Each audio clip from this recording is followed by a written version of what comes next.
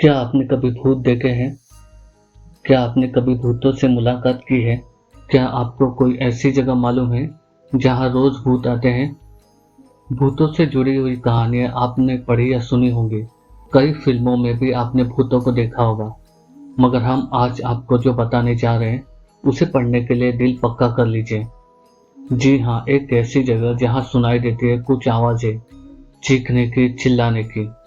रात के अंधेरे में कोई मदद की गुहार लगाता है तो कोई फूट फूट कर रोता है, लेकिन दिखता कोई भी नहीं। कभी कभी जहां शाम ढलने के बाद खनकती है चूड़ियां, बजते हैं घुंघरू, साज की ऐसी दुनिया जिसमें जिंदगी का कोई नामो निशान तक नहीं। सुनने में ये अगर अजीब लग रहा है तो लगना ही चाहिए, मगर लोग कहते हैं कि गुजरात का वो समुंदर का किनारा, वो बीच और उसी बीच पर जश्न मनाती कुछ अदृश्य शक्तियां हैं।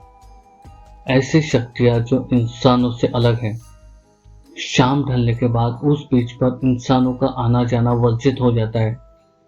चमकती रात में चमकते उन अदृश्य शक्तियों की मौजूदगी और बसंती शाम में समंदर के खारे जल में उभरती चली जाती है कुछ परछाइयां। लोग कहते हैं कि वो भटकती आत्माएं हैं, वो सायों का समूह है जिसे इंसानों की आंखों से देखने पर दिल धड़कना बंद हो जाता है। जी हाँ, यही कहानियां गुजरात के डमस बीच को लेकर है, इसलिए इसे डमस बीच भी कहते हैं।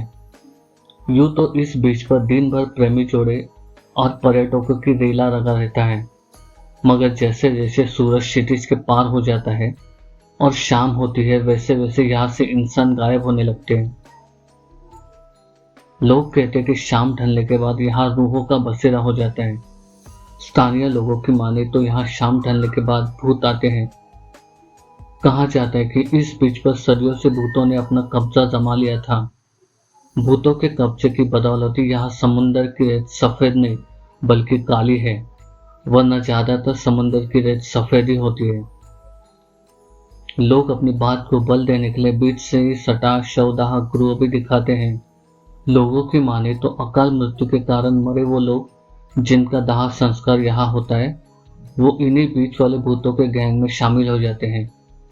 और लोगों का ये भी मानना है कि इस बीच पर शाम ढलने के बाद जो भी गया वो कभी जिंदा नहीं लौटा।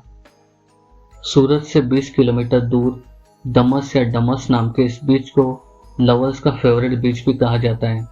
दिन भर यहाँ कपल्स के साथ पर्यटक भी आते रहते हैं, मगर यहाँ स्थानीय लोग भूतों की कहानी को इतने दावे के साथ बताते हैं कि न चाहते हुए भी एक अनजाना सा खौफ दिल में बस जाता है। दिन के समय इस बीच पर सब कुछ सामान्य रहता है।